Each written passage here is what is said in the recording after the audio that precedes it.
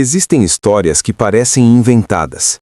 Histórias que soam como lenda, folclore ou exagero popular. Mas de vez em quando surge um caso tão estranho, tão bem documentado, que nem a ciência consegue simplesmente ignorar. Essa é uma dessas histórias. Ela não fala de zumbis como você vê em filmes. Não fala de monstros que comem cérebros.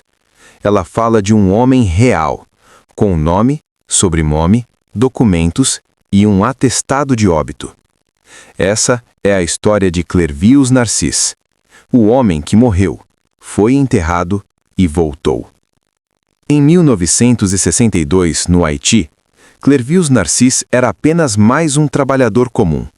Tinha família, rotina e uma vida simples. Até que, de repente, tudo começou a dar errado.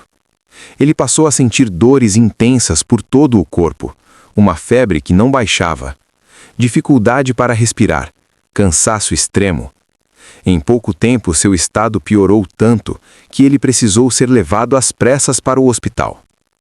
Os médicos o examinaram, tentaram entender o que estava acontecendo, mas o corpo de Clervius estava falhando rapidamente. Até que seu coração parou. Os médicos tentaram reanimá-lo, mais de uma vez, sem sucesso. Pouco depois, Clervius Narcisse foi oficialmente declarado morto. O atestado de óbito foi preenchido, assinado por profissionais da saúde. Sua família foi chamada, reconheceu o corpo, e como manda o ritual, Clervius foi velado e enterrado em um caixão, sob a terra haitiana. Para todos os efeitos legais, médicos, governo e família, Clervius Narcisse não existia mais. Mas, segundo o próprio Clervius, a morte não foi o fim.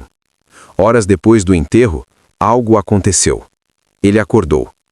Não em uma cama, não em um hospital, mas dentro do caixão. Ele sentia o corpo pesado, imóvel, paralisado.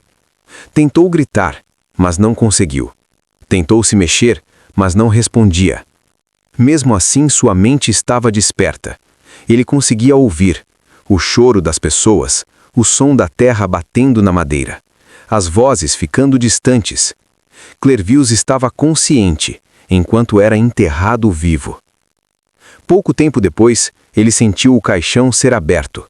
Mãos o puxaram para fora da cova, e naquele momento, sua vida deixou de ser vida. Clervius contou que foi levado por homens ligados a um bokor, um feiticeiro do vodu haitiano. No Haiti, a figura do bokor sempre foi temida, não como um mito, mas como algo real.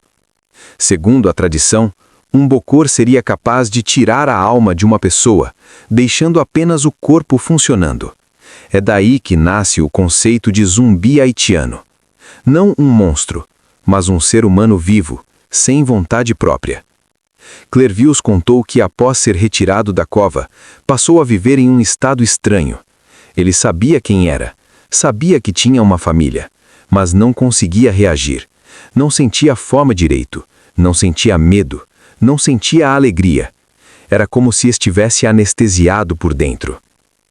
Durante anos, ele trabalhou em plantações, junto de outras pessoas na mesma condição, sem nomes, sem direitos, sem identidade. Ele descreveu esse período como uma existência vazia, como se sua mente estivesse presa dentro de um corpo que não obedecia. Esse estado durou quase 18 anos. 18 anos oficialmente morto, até que algo inesperado aconteceu. O bokor responsável por controlá-lo morreu, e aos poucos, Clervius começou a sentir algo diferente. Confusão, emoções, memórias. Era como se sua mente estivesse despertando depois de um longo sono. Desorientado, fraco, mas consciente, ele decidiu voltar para sua cidade natal. Em 1980, Clervius Narcisse reapareceu, e o choque foi imediato.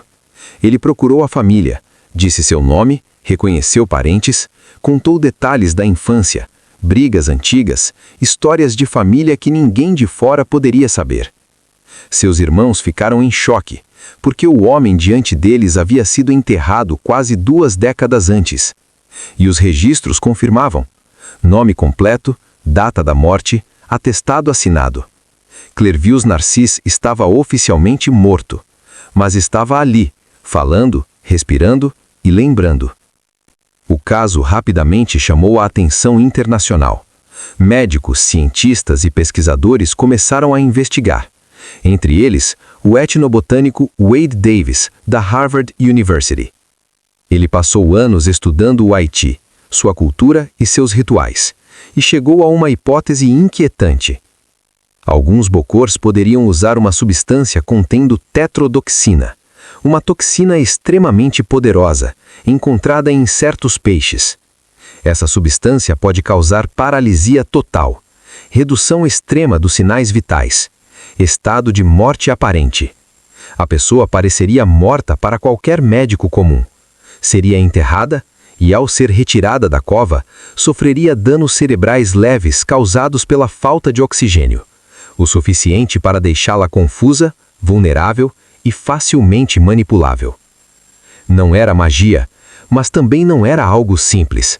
Era ciência usada como arma. Até hoje, o caso de Clervius Narcisse é considerado um dos mais bem documentados casos de zumbificação da história. Ele morreu oficialmente, foi enterrado e voltou.